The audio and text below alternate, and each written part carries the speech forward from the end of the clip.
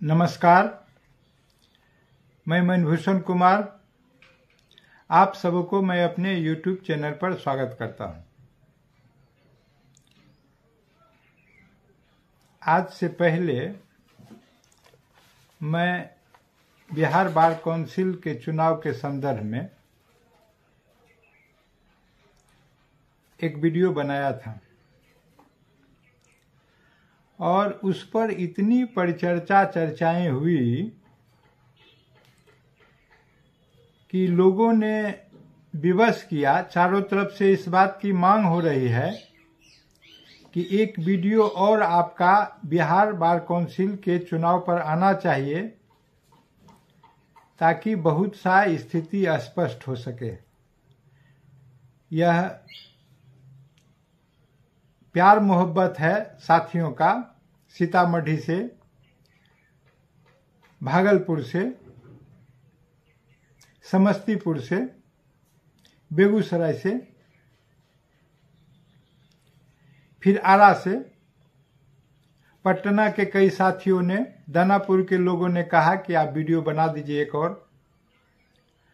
तो आप लोगों के स्नेह प्रेम को मैं टाल नहीं सका और फिर हिम्मत करके आ गया कि एक वीडियो मैं बना दूं बिहार बार काउंसिल के चुनाव के संदर्भ में।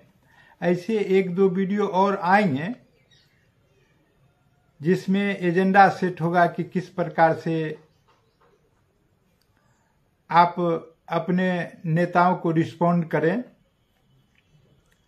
और आप लोगों का क्या डिमांड होना चाहिए अपने नेताओं से के समक्ष। तो इस प्रकार से, लेकिन अभी जो है उसको लेके हम चलें कि बिहार बार काउंसिल के चुनाव के संदर्भ में मैं अगला वीडियो बनाने जा रहा हूं। और इसमें सबसे पहले तो मैं यह कहूं कि यह जो धरती है जहां से मैं बनाता हूं वह जो है लिच्छवी गणराज्य की धरती है और उस प्रकार से हम देखेंगे तो राष्ट्रकवि दिनकर ने इसके लिए कहा है, वैशाली जन का प्रतिपालक, गण का आदि विधाता, जिसे पूजता विश्व आज प्रजातंत्र की माता। आज हम प्रजातंत्र की जननी पर बैठकर यह वीडियो बनाने का मैं साहस कर रहा हूं।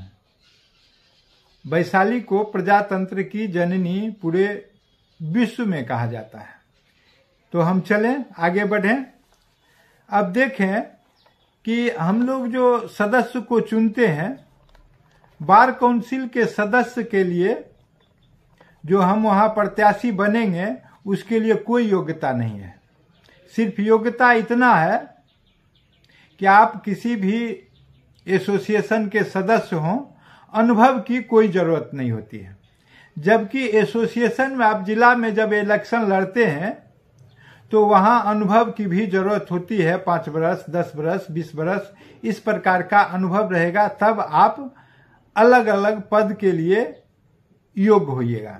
लेकिन यह सौभाग्य है कि सभी को यह अवसर मिला है कि बिहार बार काउंसिल का जो चुनाव होता है उसके सदस्य में जो नॉमिनेशन होगा उसके लिए अनुभव, एक्सपीरियंस या कुछ साल का होना, अधिवक्ता के रूप में कार्य करना कोई जरूरी नहीं है।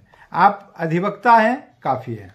अब देखें, उनका कार्यकाल 5 वर्ष का होता है और अभी देखें कि कार्यकाल 5 वर्ष का था जिसको लोगों ने पूरा किया। और फिर व्यवस्था क्या है कि जो कार्यकाल 5 वर्ष का होगा तो उसके कार्यकाल जो 5 वर्ष का होगा तो उसके बाद उसके कार्यकाल को बढ़ाने की भी व्यवस्था है। वो बढ़ेगा कैसे? तो कार्यकाल जब समाप्त हो गया तो उसको 5 वर्ष बढ़ाने के लिए लिखित रूप से स्टेट से एक अनुशंसा जाएगा। कहाँ? बार काउंसिल ऑफ इंडिया के यहाँ। और उसमें कारण रहेगा कि इस कारण से जो इसकी कार्य अवधि बढ़ाने की आवश्यकता है तो बार काउंसिल ऑफ इंडिया 6 माह के लिए वह कार्य अवधि बढ़ा देती है। और अभी जो हम लोग के बार काउंसिलर थे उन लोगों के साथ भी यह घटना हुई कि बार काउंसिल का जो कार्यकाल था वो 6 माह बढ़ा हुआ, संभवतः जनवरी तक है, और हो भी क्यों नहीं, जबकि बिहार के ही बार काउंसिल ऑफ इंडिया के चेयरमैन हैं, तो फिर क्यों नहीं हो, क्योंकि उनमें उनका भी लाभ और हानि है लगा हुआ। एक और बात आई, हम अध्ययन कर रहे थे, तो उसमें यह है कि जो व्यक्ति यहाँ से मनोनीत बिहार से होके गए हैं दिल्ली और उनका कार्यकाल समाप्त हो जाता है, तो उनके जगह पर जब तक चुनाव नहीं हो जाता है तब तक वो दिल्ली में पद पर बने रहेंगे। उदाहरण के लिए मनन मिश्रा जी, यहाँ से वो गए हैं, दिल्ली में कार्यरत हैं, उनका कार्यकाल समाप्त हो गया है, 6 महीना के एक्सटेंशन पर भी चल रहे हैं, और इसके बाद भी तब तक वो बने रहेंगे जब तक कि यहाँ बिहार में चुनाव नहीं हो जा। अगर चुनाव 2 बरस नहीं भी होगा वो अपने पद पर बने रहेंगे। यह व्यवस्था है, यह सुविधा है। ये तो एक बात हुई। और फिर उसका जो भत्ता है वहाँ वो सब दिया जाता है। जब आप जाएंगे, निर्वाचित होंगे, तो बहुत सा आनंद का विषय है जो आपको मिलेगा कि किस प्रकार से आपको वो भत्ता वगैरह दिया जाता है, वो लीजिएगा। तो फिर यह हो गया। अब हम देखें कि बिहार में जो चुनाव हुआ, पिछले बार जब चुनाव हुआ था तो 243 सदस्य वहां नामांकन दिए थे। अभी हम देख रहे थे, तो जब एडमिशन बिहार बार काउंसिल में लिया जाता है तो एडमिशन में पिछड़ी जाति को तो नहीं, लेकिन अनुसूचित जाति और अनुसूचित जनजाति को डिस्काउंट दिया जाता है।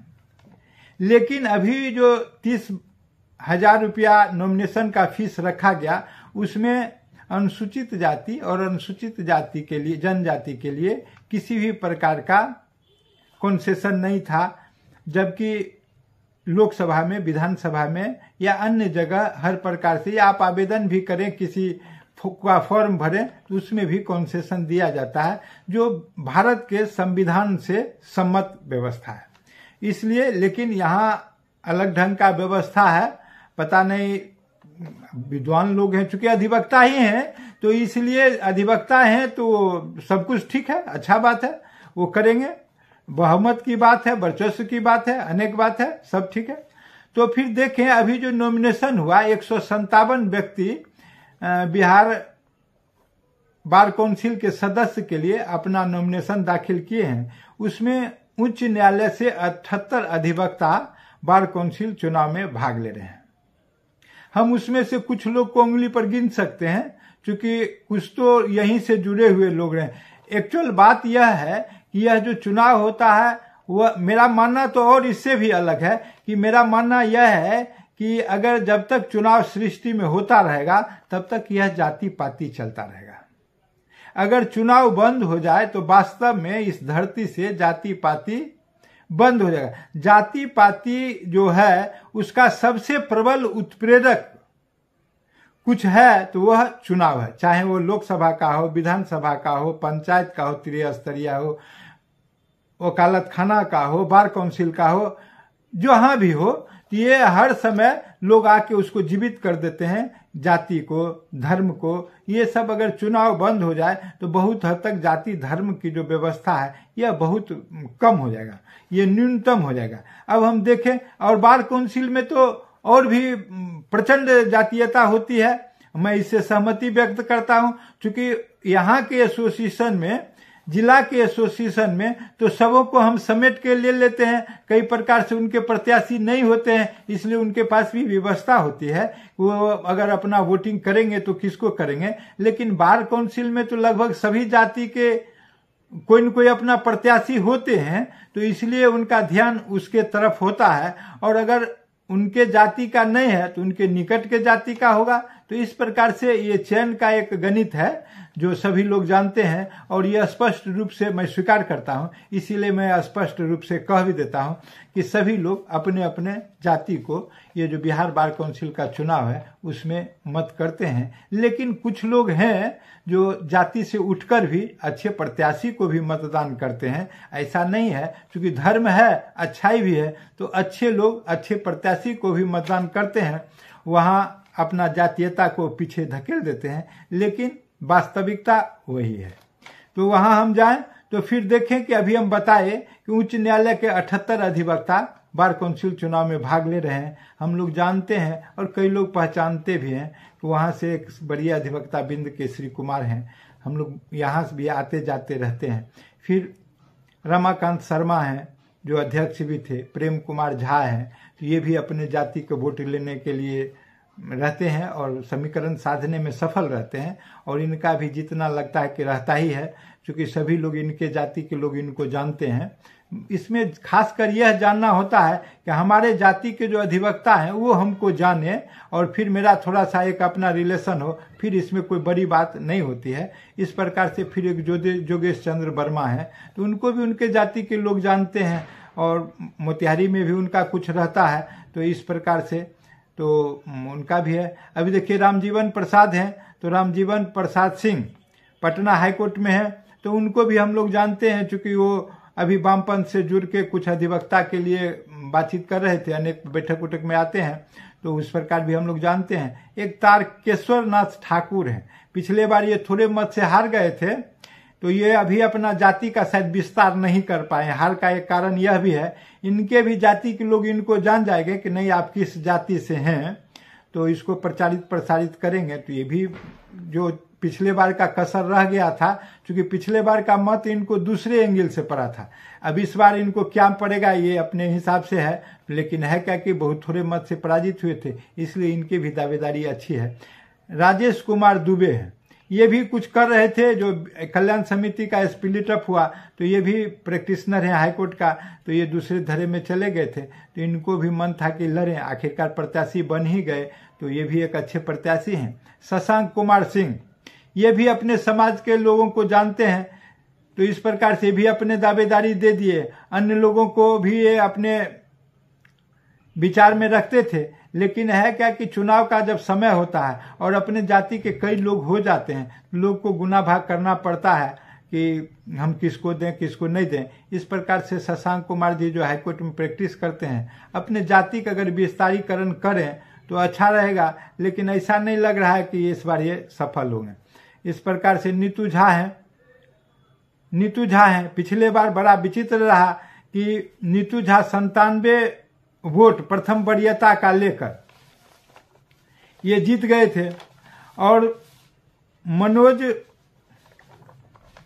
जो सहरसा से थे वो काफी मत लेकर 516 मत प्रथम वरीयता का लेकर सहरसा से वो चुनाव हार गए थे। बड़ा आश्चर्यजनक रहा, क्योंकि 97 वोट जिसको प्रथम वरीयता का आ जाए वो चुनाव जीत जाए, और जिसको 516 वोट प्रथम वरीयता का है वो मुहकनी खा जाए, क्योंकि वो जिला बार से जुड़ा हुआ व्यक्ति है। यह एक बड़ा अपने में संदिग्ध अवस्था चुनाव के लिए बनाता है कि ये कैसे चुनाव होता है और क्या इसके बारे में क्या।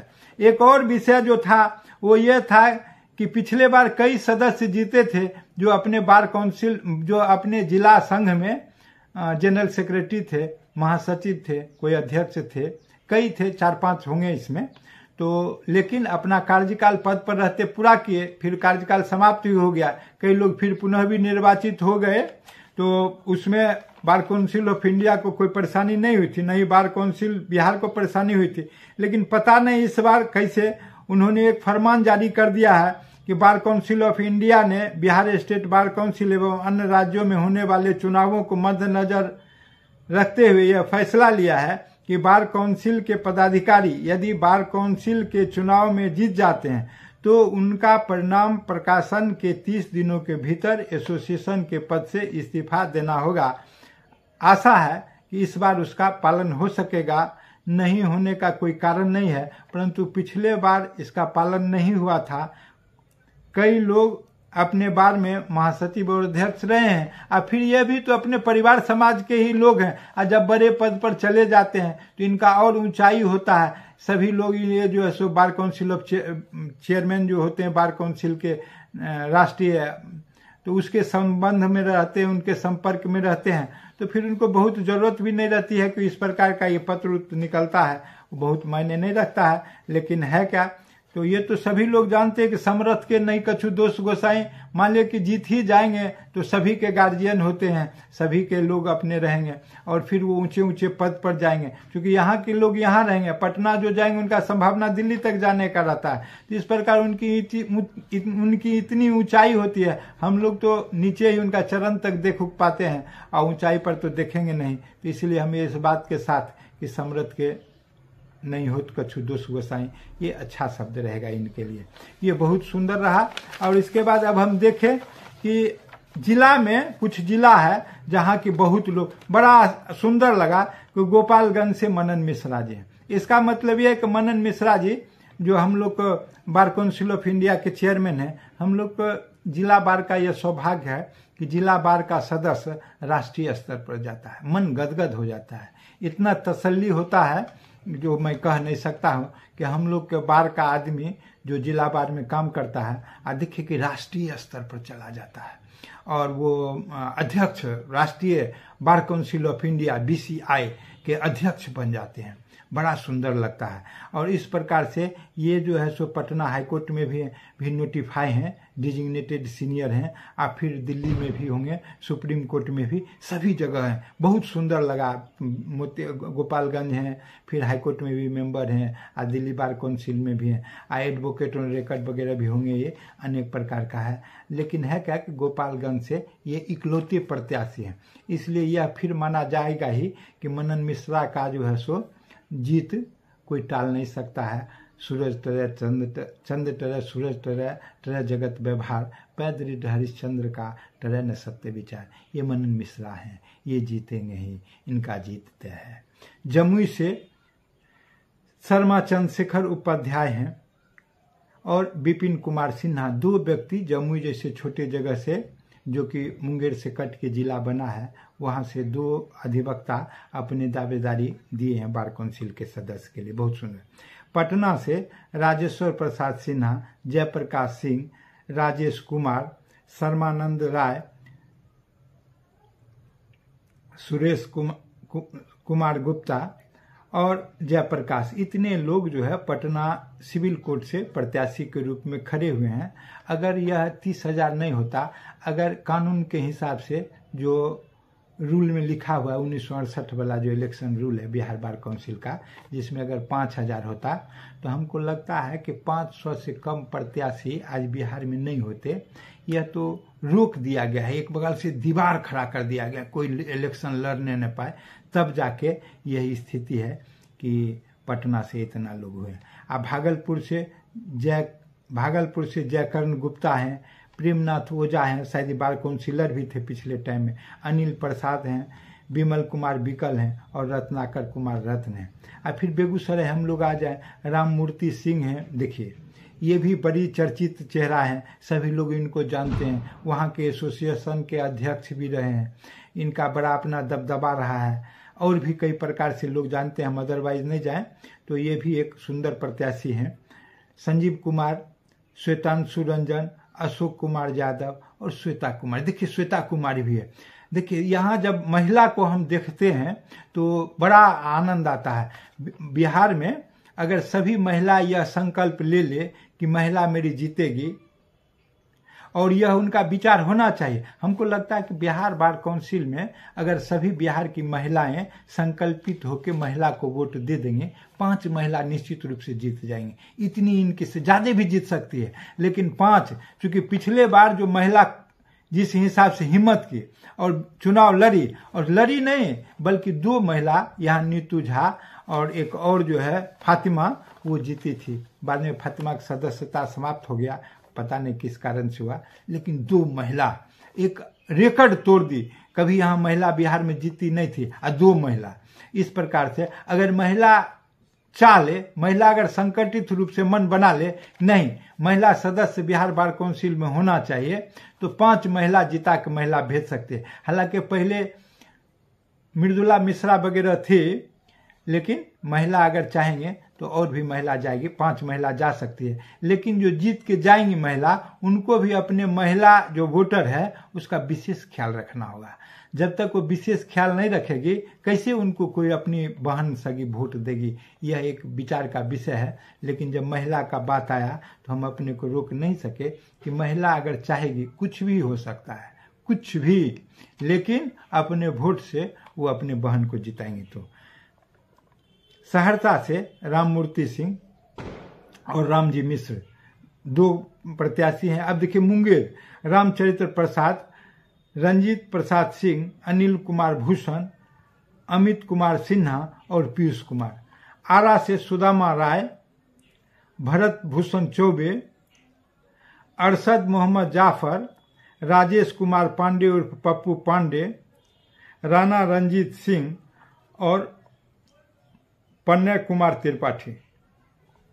इतने लोग आरा से। अब देखिए छपरा से धर्मनाथ यादव। ये धर्मनाथ यादव को भी सभी लोग जानते हैं और इनके समाज के लोग भी इनको वोट करते हैं। और अभी संख्या इनका इतना हो गया है कि अगर इनके समाज के लोग मात्र इनको वोट कर देंगे तो फिर इनको धरती पर हराने वाला कोई पैदा नहीं हुआ है। इसलिए जिस कदर राजनीति में अलग प्रकार का एक राजनीति निखर कर आ रहा है तो धर्मनाथ यादव रहेंगे। अब व्यवहार कुशल हैं, बहुत सुंदर हैं, पहले कल्याण समिति में भी थे, अब भाषण बहुत सुंदर देते हैं। अमरिंदर कुमार सिंह, रवि रंजन सिंह, मनोज कुमार, सतीश कुमार, ये सभी छपरा से इतना लोग 6 लोग छपरा से खड़ा हुए हैं। वो सभी धर्मनाथ यादव को देखकर सभी खड़ा हुए, प्रेरित हुए हैं। और इन सबों के प्रेरणा स्रोत एक ढंग से कहिए धर्मनाथ यादव है। इनका अपना पहले से भी दबदबा रहा है बार काउंसिल में भी। इस प्रकार से आपका मधुबनी से दीनानाथ यादव, संभवतः ये भी बार काउंसिलर हैं, ये खड़ा हुए हैं। बेतिया से मुस्तकीम, मोहम्मद मुस्तकीम, दूसरे लोग हैं मोहम्मद सैदुल्लाह। और तीसरा हो गए अजेंद्र कुमार मिश्रा, रविंद्रनाथ सिंह और ललित किशोर। मुजफ्फरपुर का हम देख लें, सबसे तो प्रिय जगह मेरा मुजफ्फरपुर ही है। तो इस ख्याल से यहाँ देखें, सबसे पहले उमेश प्रसाद सिंह, वो सीनियर मोस्ट बार काउंसिलर सबसे पहले रहे, वो सेवानिवृत्त हो गए। तो उनके जगह पर पिछली बार जब उमेश सिंह को लोगों ने नहीं चाहा तो फिर सच्चिदानंद सिंह को यहाँ से जिताने का काम किया। इन्होंने अपना कार्यकाल पूरा किया, सब ठीक रहा और इस प्रकार से इनकी भी दावेदारी है। और तीसरा जो प्रत्याशी है वो प्रवीण कुमार है। वो अभी मुजफ्फरपुर में पहले वो एसोसिएशन के जनरल सेक्रेटरी हुआ करते थे और प्रवीण कुमार को पराजित कर सचिता सिंह ने एसोसिएशन में, मुजफ्फरपुर बार एसोसिएशन में जनरल सेक्रेटरी का पद ग्रहण किया और वो वर्तमान में साथ साथ बार काउंसिलर भी रहे हैं। फिर देखें महेंद्र सिंह भी अपने समाज से के लोग इनको ध्यान रखते हैं और इनका एक अपना छवि है। पहले मुजफ्फरपुर में ये उपाध्यक्ष भी हुआ करते थे। इस प्रकार से तो इनके समाज के लोग भी इनको ध्यान रखते हैं और सबसे मिलते जुलते महेंद्र सिंह सही भी अच्छे प्रत्याशी हैं। सुधीर कुमार ओझा, देखिए इनको तो सभी लोग जानते, को नहीं जानत है जग में, प्रभु संकट मोचन नाम तुम्हारो। और कहाँ से कहाँ पूरा भारत इनको जानता है। सुधीर कुमार ओझा नाम ही काफ़ी है इस प्रकार से। और ये भी एक प्रबल दावेदार हैं और इनको सभी लोग जानते हैं। और एक देखिए कि नाथों के नाथ हैं, भोलानाथ हैं। और यह लड़का बड़ा हिम्मत करके अपना 30,000 रुपया 35,000 रुपया लगा के नॉमिनेशन कर दिया। इतना के लिए इस बच्चा को मैं साधुवाद देता हूँ। यह साधारण घटना नहीं है। यह व्यक्ति जो इतना हिम्मत करके चुनाव लड़ा है और 35,000 रुपया नॉमिनेशन में लगा, और भी लगा होगा पैसा, मैं जानता नहीं। तो इस प्रकार से भोलानाथ, जो लोग इस प्रकार से चुनाव में पार्टिसिपेट करते हैं वह साधारण घटना नहीं है। चुनाव लड़ना साधारण घटना नहीं है। साधारण लोग लड़ भी नहीं सकते, क्योंकि चुनाव लड़ने के लिए सबसे पहले जो चाहिए, चुनाव लड़ने का सबसे पहला जो शर्त है वह है, क्या सत्य ही जय के लिए केवल नहीं बल चाहिए? क्या सत्य ही जय के लिए केवल नहीं बल चाहिए? कुछ बुद्धि का भी घात, कुछ छल छद्म कौशल चाहिए। एक बार फिर से, क्या सत्य ही जय के लिए केवल नहीं बल चाहिए, कुछ बुद्धि का भी घात, कुछ छल छद्म कौशल चाहिए। अगर यह आप आचरण नहीं करेंगे तो किसी भी चुनाव में आप कोई भी निम्न स्तर का अगर चुनाव लड़ेंगे तो वो नहीं जीतेंगे। चुनाव लड़ने के लिए निश्चित रूप से कुछ छल छद्म कौशल चाहिए, और नहीं तो उसमें हिम्मत करके ये भोलानाथ ने अपना अंगदी पांव जमाने का काम किया। इसको भी साधुवाद हम जानते नहीं यह लड़का कहाँ तक जाएगा, लेकिन इसके हिम्मत को हम दाद देना चाहेंगे। और भी कई जिला के लोग हैं, मात्र इसमें अभी तक जो हम जोड़ पाए हैं इसमें 130 लोगों का नाम मैंने लिया है, क्योंकि 78 तो माननीय उच्च न्यायालय से ही हो जाते हैं, और इस प्रकार से तो फिर इधर हम आ गए हैं, तो इस प्रकार यहाँ हो गया। तो और बाकी जो जिला है वो छूट गया, क्योंकि उसका हमारे पास लिस्ट है नहीं। तो इस प्रकार से हम देखेंगे तो ये हो गया। और फिर हम देखेंगे कि अब क्या होगा, कि ये तो हो गया। और अब देखिए कि चुनाव की कुछ रणनीति बननी चाहिए। बिना रणनीति का चुनाव नहीं होगा। सभी लोग अपने मत को बर्बाद न करें, सभी लोग अपने मत का उपयोग करें। यह भी देखें कि हम किसको वोट दें कि मेरा वोट सार्थक हो सके। यह साधारण घटना नहीं है। आज सभी लोग डबल ग्रेजुएट हैं, उनको हमारी हिम्मत भी नहीं है, हैसियत भी नहीं है कि हम उनको कुछ कह सकेंगे। लेकिन जो चुनाव का समीकरण बन रहा है पूरी बुद्धिमत्ता के साथ, अगर सभी लोग अगर यह विचार करें तो मुजफ्फरपुर से तो 3 सदस्य तक जीत सकते हैं बिहार बार काउंसिल के। यह मन में भेद हटा दें कि हम जाएंगे, वो नहीं जाएगा, वो जाएगा। हमने एक सूत्री सभी लोग बैठ के विचार करें और यह मन में भाव रखें कि नहीं मुजफ्फरपुर से जाएगा तो 3 जाएगा, 1 नहीं जाएगा। यहाँ का स्ट्रेंथ बहुत ज्यादा है, और ज्यादा है तो उसमें सभी लोग होशियार भी हैं, और अपनी होशियारी का अगर परिचय दे देंगे तो यह बात तय है कि मुजफ्फरपुर से अच्छे लोग जाएंगे और इनकी अच्छे भागीदारी होगी। अच्छे भागीदारी होगी तो यहाँ के जो अधिवक्ता हैं उनका भी काम अच्छा से हो सकेगा, क्योंकि प्रतिनिधि जो लोग चुनते हैं वो अपने अच्छे काम के लिए चुनते हैं, व्यवहार कुशल नेता के लिए चुनते हैं। तो इस प्रकार से जब हम देखेंगे तो सबों को अभी समय आ गया है जब वोटर अपने नेता को अपने कसौटी पर कसने का काम करेंगे। उनके हृदय में कौन है, उनके निकट कौन है, उनके साथ व्यवहार कुशलता किसकी है, किसके साथ वो ज्यादा घुले मिले हुए रहते हैं, किसके साथ उनकी आत्मीयता रहती है, कौन हर समय वो उपस्थित होता है। ये अनेक सा गुण होता है जो नेता देखते हैं। आत्मीय रूप से कौन उनको मिलते ही मिल जाते हैं।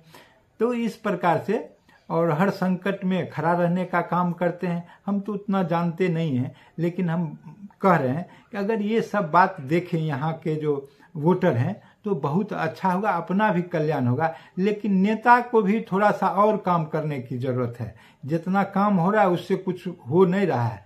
उसके लिए हम अलग से एक वीडियो बनाएंगे कि किस प्रकार का काम होना चाहिए, जो काम नहीं हुआ है। लेकिन आज का वीडियो मात्र इतना है कि सब लोग बैठ के विचार करें, और यह बहुत बड़ा महासंग्राम है। और कई लोग दूसरे जगह जा रहे हैं, दूसरे जगह के लोग बहुत वोट देते नहीं हैं, क्योंकि सब कुछ दे देते हैं, वोट नहीं देते हैं। लेकिन खैर अपना अपना विश्वास है, घूमें देखें, अच्छा बात है। एक परिचय बढ़ता है, लोगों में तालमेल भी आता है, और जब काम लेने की बात होता है दूसरी जगह से लोग आते भी हैं। यह बहुत सुंदर बात है। लेकिन सब लोग यहाँ इस बार में इतनी शक्ति है, अगर हम मुट्ठी की तरह इसको इसे बांध ले तो बहुत शक्तिशाली हो, और उंगली की तरह अगर हम खोल देते हैं तो फिर ये अलग अलग है। जैसे हम कहते हैं कि एक लकड़ी मिल के अगर बांध देते हैं तो गट्ठर हो जाता है। उसी प्रकार यहाँ के जो बार है, एसोसिएशन है, यहाँ के जो अधिवक्ता हैं, अगर मिल एकता का अगर परिचय दें तो ये मुट्ठी बन जाएगा।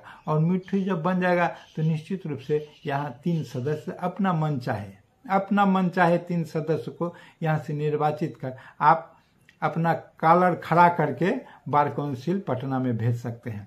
और यह काम अधिवक्ता ही करेंगे, उनका बुद्धि करेगा, उनका बुद्धि कौशल करेगा। ये सब बात है। मंगल पंथ कटीले होते, अनुभव यही बताता है, इसी मार्ग पर चलने वाला विजय ध्वज फहराता है।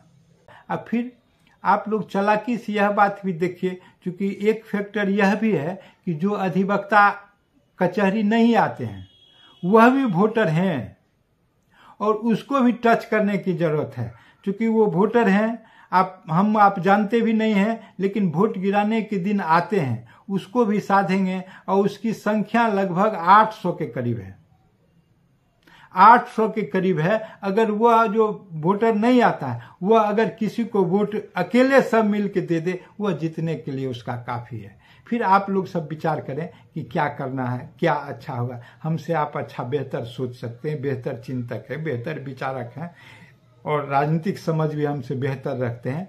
इसलिए आज इतना ही, और फिर दूसरे दिन 1 और 2 वीडियो हम बनाएंगे, जिसके माध्यम से और भी कुछ हम कहने का हिम्मत करेंगे। क्योंकि लोगों का अनुरोध था, इसलिए मैंने यह काम किया है। और अगर यह वीडियो पसंद आया हो तो इसको सब्सक्राइब करें और बेल आइकन दबाने का काम करें।